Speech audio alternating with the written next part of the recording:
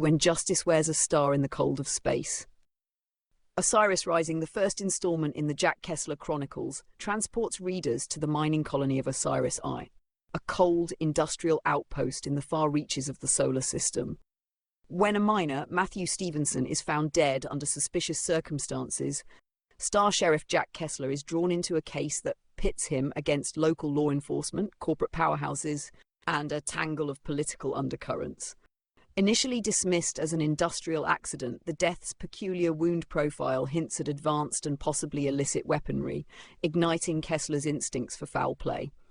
As he navigates the colony's labyrinthine tunnels, corporate boardrooms, and public squares, the investigation reveals both the fragility and ruthlessness of life in an off-world frontier. The novel weaves themes of corporate overreach, jurisdictional tension, and the moral ambiguity of frontier justice into its hard sci-fi framework. The conflict between Terra Sol's federal authority and the Osiris I Police Force mirrors real-world struggles between central governance and local autonomy. The pervasive presence of the Solar Mining Corporation, SMC, underscores themes of exploitation, image control, and the human cost of industrial expansion. A recurring undercurrent of physical and psychological resilience, embodied in Kessler's old war injury, adds depth to the broader theme of survival in hostile environments. Characters and setting. Jack Kessler emerges as a compelling protagonist, world-weary, pragmatic and quietly principled. His war injury and the way it both hinders and defines him is not just a character detail, but an ongoing reminder of sacrifice and consequence.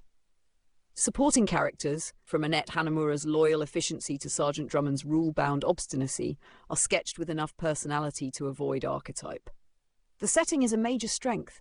Osiris Worst feels fully realised, from ramen shops thick with recycled air tang to the claustrophobic hum of mining shafts and the artificial charm of plazas under oxygen domes. These locations are not mere backdrops, but integral to mood and narrative, immersing readers in a lived-in world. The story's early chapters balance procedural detail with atmospheric world-building, gradually increasing narrative tension. While the pace occasionally lingers in exchanges heavy with protocol and jurisdictional wrangling, these moments deepen the political intrigue. The most gripping sequences occur in the mines and in shadowy side conversations between antagonists, where danger feels immediate and unvarnished. Davidovic writes in a cinematic, detail-oriented style, layering sensory impressions with technological exposition. Dialogue is functional and often charged with subtext, though at times it leans toward over-explaining motives or procedures. The prose excels in evoking place, be it the stark, echoing tunnels of Sector 17A or the bustle of Kofi Annan Plaza. Narrative immersion is enhanced by the integration of futuristic technology, HoloLens overlays, mag-sled transport, AI-assisted crime scene reconstruction, without letting them overshadow the human element. Notable strengths: world-building. The colony's culture, infrastructure, and politics are vividly drawn and organically integrated into the plot. Protagonist depth. Kessler's injury and moral code anchor the narrative in personal stakes. Atmospheric tension. Mining shafts, corporate corridors, and public plazas each have their own distinct mood, heightening the noir-inflected investigation.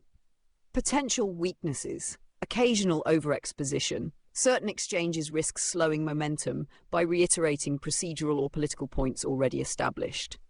Pacing variance. The narrative sometimes lingers too long in non-critical conversations before returning to the core mystery. Overall assessment. Osiris Rising succeeds as a blend of space noir mystery and corporate political thriller, distinguished by meticulous setting construction and a grounded human lead.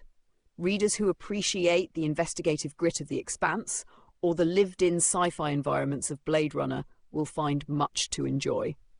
The book's strength lies in its fusion of procedural intrigue with immersive world-building, making it a promising start to a series. While the pacing could be slightly more streamlined, its deliberate tempo matches the layered stakes at play. Recommended for fans of hard science fiction who prefer character-driven mysteries over action-heavy space opera.